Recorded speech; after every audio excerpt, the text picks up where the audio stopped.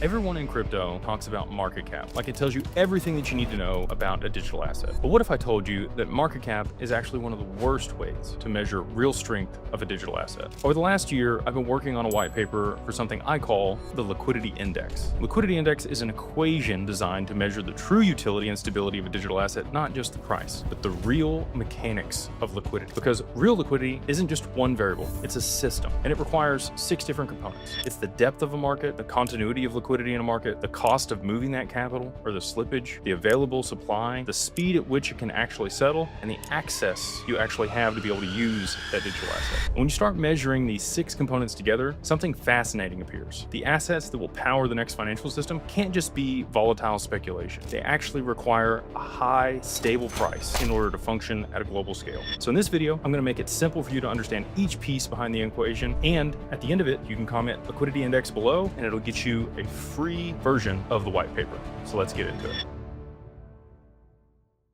So the first piece of this is really kind of supply and demand. There's 2 components to available supply. There's a piece that is like the total amount of the token, and there's also what's available to be traded. So think about Pokemon cards as an example. Imagine there's somebody that holds, 100 of these rare Charizards. There's actually a guy that has this, right? And it drives the price of those Charizards up because there's a concentration of supply. He wants them and other people want them, and because of that, he can kind of drive price in a market. So if there's only 100 that were ever printed, just pretend with me for a second, and no more coming ever, which again, there's a finite supply of the original Charizards. Now, imagine that the collector walks up and somebody else wants to buy 50 of those in one shot. That's half the global supply of these Charizards, gone with one person's collection. So what happens to the price of the remaining 50 Charizards if somebody buys 50 from the guy that has the 100? The cards haven't changed, it's the same card, but because now there's fewer of them that are available on the market to be sold, the same number of collectors still want them, there's scarcity, and that drives the price up. That's the first piece of what's happening with XRP and these payment networks.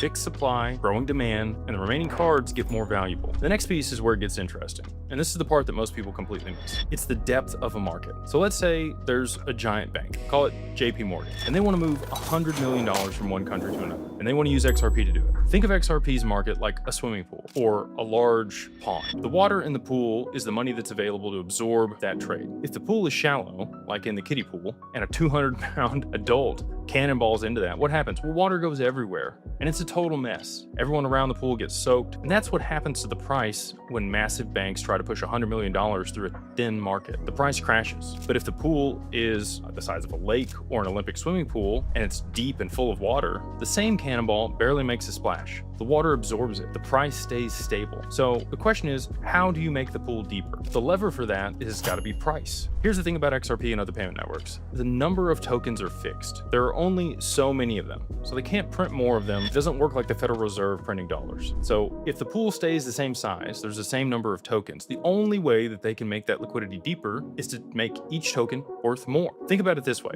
If XRP is worth $1 each, and you need to move $100 million to the network, you need 100 million tokens sitting in the pool ready to be able to absorb that trade. That's a lot. But as the pool gets larger, and let's say XRP is worth $100 each, you only need 1 million tokens to absorb the same $100 million trade. Same number of dollars moving, way less stress on the pool. Price is able to stay more stable. So same supply of tokens, higher price for each token, deeper liquidity. The banks will actually start using it when that's the case. And that's not speculation, that's arithmetic. The price has to be higher for these networks to do what they're designed to do. So let's talk about slippage. When that guy jumps in the pool, and it's a thin market and water goes everywhere, that's similar to the slippage. Slippage means you try to buy or sell something at one price, but you end up getting the worst price because your order is too big for the market to handle cleanly. Here's the best way to picture it. Imagine a garage sale. A guy has, call it 100 vinyl records, and he's got them priced all at $1. Well, you start coming over and you start grabbing them, right? First couple he sells for $1, but as he sees that you have more demand and more interest, he starts raising the price on you because he knows you're willing to pay it. You went in expecting to pay $100 for all those records, but now you ended up spending like $250 and you didn't even get all the records. That's called slippage. Your big order moves the price against what you want. So for big banks, slippage is a major problem. Right now, if banks tried to push $100 million through XRP, they would lose somewhere around 10% just because of slippage. That's $10 million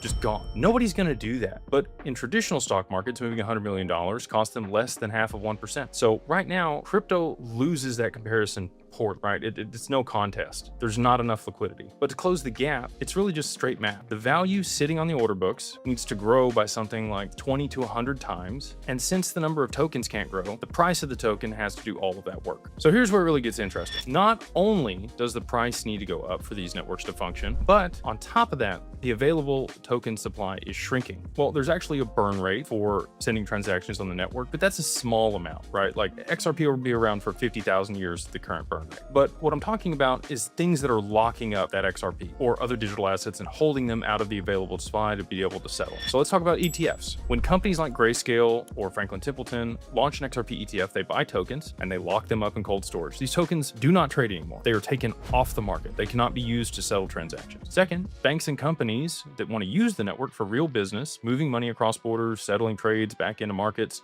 they're going to hold these as inventory. The tokens that they're holding aren't going to be sitting on exchanges waiting to be bought. They're going to be locked up doing work. And then lastly, you've got DeFi protocols, liquidity pools, AMMs, other things that people are going to be putting these digital assets into. People are going to lock up into, call it a lending pool, or another pool that returns yield for them. Same thing. These tokens are off the market. They're not going to be providing liquidity for transactions. So demand is going up. More institutions want in, more real world use cases are turning on, and supply is going down at the same time. The tokens that are actually available to buy on an exchange are shrinking fast. When demand goes up and supply goes down, guess what happens? The price doesn't slide up gradually, it jumps, it gaps up, because at some point there just aren't enough sellers and buyers have to pay whatever the next sellers are willing to sell at. That's not a prediction based on vibes, it's how actual markets work. So there's a couple more things we still need to get through. One of those is speed. XRP settles every 3 to 5 seconds. Bitcoin takes, half an hour to an hour. Ethereum somewhere between 5 and 15 minutes. Imagine a bank teller who could serve one customer every half hour, and then there's another one that can serve a customer every 5 seconds. The fast teller, with the same amount of money in their drawer,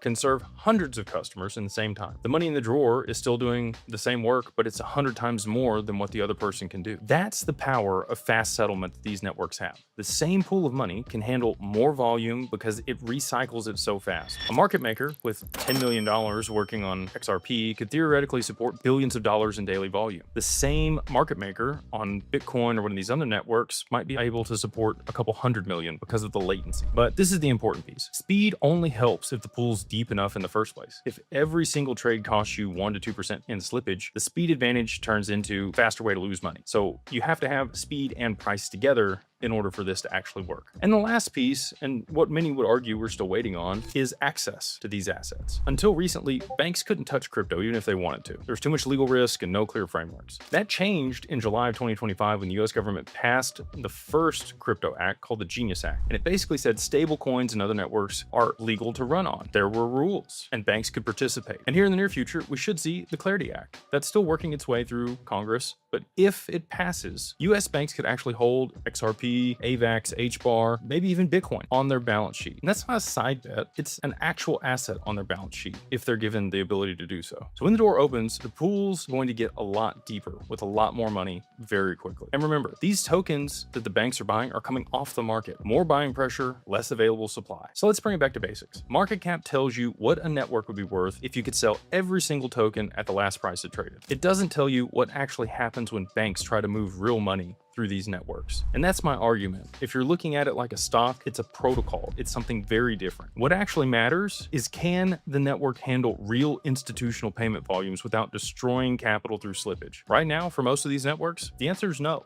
not yet. But here's where the math tells us it's going. For these networks that work the way that they're supposed to, they could actually replace SWIFT to move money trillions of dollars across borders. Price per token has to reach levels that make these order books deep enough for them to be able to absorb that volume first, though. And that's not a prediction, that's a structural requirement. The price doesn't have to go up because of hype. It has to go up because the system doesn't function otherwise. Fixed supply, growing demand, tokens leaving the market, fast settlement, waiting for depth to catch up. The math points one direction, and that's the thesis. So if you found value in this, again, please like, subscribe. Thank you for taking the time to watch. And if you do want the free white paper, just comment Liquidity Index in the comments below. And we'll see you on the next one.